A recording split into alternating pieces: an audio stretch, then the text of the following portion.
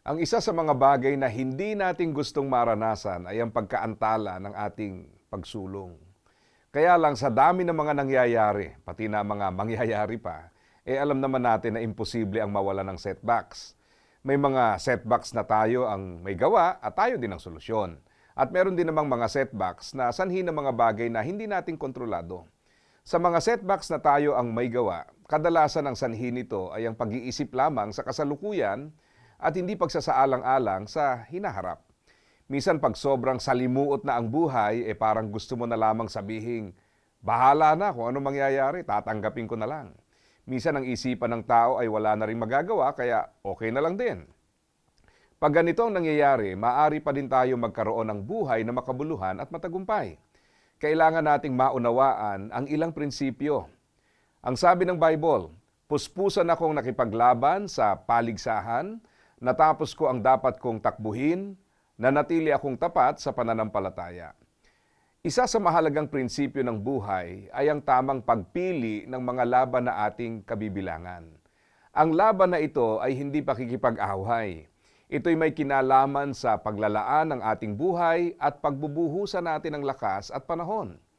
Marami ang hindi nagkakaroon ng magandang pagtatapos sa buhay dahil mas pinipili nilang ipaglaban yung hindi tama. Kanilang inilalaan ang buhay sa walang kabuluhan at pinipiling ubusin ang panahon at resources sa mga bagay na walang kabuluhan. Pangalawang prinsipyo ay ang pagsusumikap na matapos ang makabuluhang sinimulan. Ito ay isang napaka-common at napakalaking pagkukulang. Minsan ay resulta ito ng katamaran, kawalan ng direksyon, kakulangan sa determinasyon, o kahinaan ng pananampalataya. Kapag ang isang simulain ay alam mong tama at ayon sa nais ng Diyos, karapat-dapat itong tapusin ng may pagtatagumpay.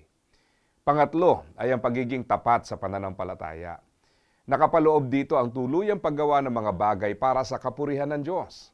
Bagamat may mga pagkakataong mahirap gawin, kailangan mong gawin dahil ang iyong motibasyon ay hindi pansarili lamang, kundi para sa kapurihan ng Panginoon. Mahalagang tandaan na ang mga pinaglalaanan mo sa kasalukuyan, ang klase at kalidad ng iyong paggawa, ang paglago ng iyong karakter ay bahagi ng mga magiging basihan kung ang iyong buhay ay magtatapos ng tama at makabuluhan.